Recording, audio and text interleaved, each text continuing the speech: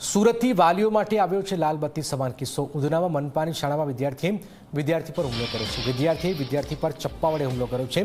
બંને વિદ્યાર્થી વચ્ચે સામાન્ય બાબતે બોલાચાલી થઈ। વિદ્યાર્થીને ગંભીર ઇજાઓ થઈ। હાલમાં વિદ્યાર્થીની હોસ્પિટલમાં સારવાર ચાલી રહી છે। ઉધના પોલીસે સમગ્ર મામલે તપાસ પણ હાથ ધરી છે।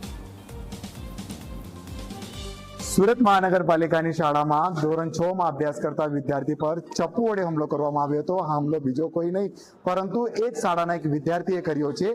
હાલ તો જે વિદ્યાર્થીને જે છે આઈસીયુમાં ઇમરજન્સી સારવાર માટે સિવિલ હોસ્પિટલમાં લાવવામાં આવ્યા છે અને તેનું હાલ ઓપરેશન જે છે ચાલી રહ્યું છે। તેની માતા છે, સીધા તેની માતા જોડેથી આપણે જાણીશું શું નામ છે તમારા બાળકનું અને કયા ધોરણમાં ભણે છે, શું આખી ઘટના બની હતી? શિવમ ભાલેરાવ છે એનું નામ। એ સ્કૂલમાં જાય 6ઠ્ઠી ક્લાસમાં।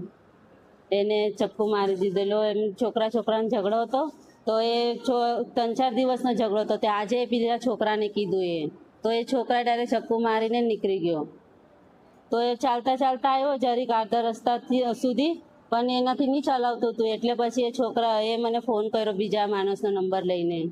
એના પાસેથી ફોન લીધો। ફોન કરીને મને એમ કે મારાથી મમ્મી ચાલાતું નથી, એમ કે એક છોકરાએ મને ચપ્પુ મારી દીધું। તો મેં દોડતી ગઈ એને લેવા।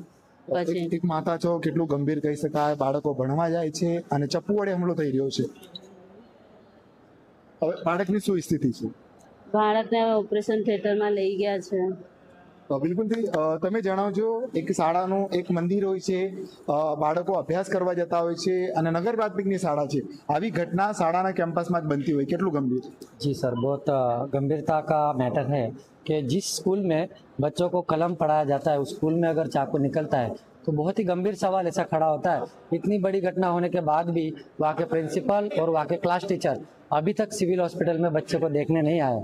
और આણંદ જિલ્લા પંચાયત પ્રમુખ મુદ્દે ભાજપે હાઈકોર્ટની પિટિશન પરત ખેંચી લીધી છે।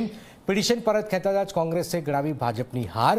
મયુરીબેન પટેલના ઉમેદવારી પત્ર મુદ્દે વિવાદ સર્જાયો હતો। હાઈકોર્ટના સ્ટે બાદ મયુરીબેન પટેલ પ્રમુખ બન્યા। ચૂંટણી સમયે કોંગ્રેસ કોઈ સ્વતંત્ર પિટિશન દાખલ કરી નથી। પ્રમુખ પદ મુદ્દે બંને પક્ષો કરી રહ્યા છે જીતના દાવા। જિલ્લા પંચાયત પ્રમુખ વિવાદમાં ફરીથી રાજકારણ ગરમાયું છે। હવે કાયદાકીય નિષ્ણાતોના મત પર સૌની નજર છે। પ્રમુખ પદ મુદ્દે ભાજપ કોંગ્રેસ વચ્ચે દાવાઓ છે, પ્રતિદાવાઓ તેજ બન્યા છે। આજે અમે જિલ્લા પંચાયતના પ્રમુખનું ઉમેદવારી પત્ર ભર્યું છે અને અમે બધા પુરાવા સાથે આ ઉમેદવારી પત્ર ભર્યું છે અને જો પણ કોઈ કારણોસર આને ચેલેન્જ કરવામાં આવશે તો અમે આગળ જઈશું।